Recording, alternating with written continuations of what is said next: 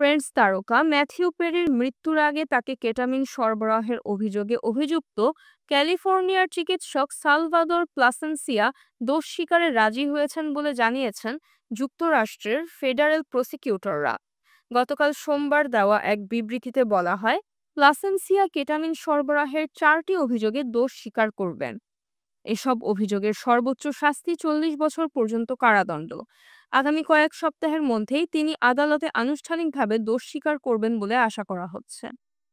2023 সালের অক্টোবরে লস অ্যাঞ্জেলেসে নিজের বাড়ির সুইমিং পুলে 54 বছর বয়সী তারকার মরদেহ পাওয়া গিয়েছিল।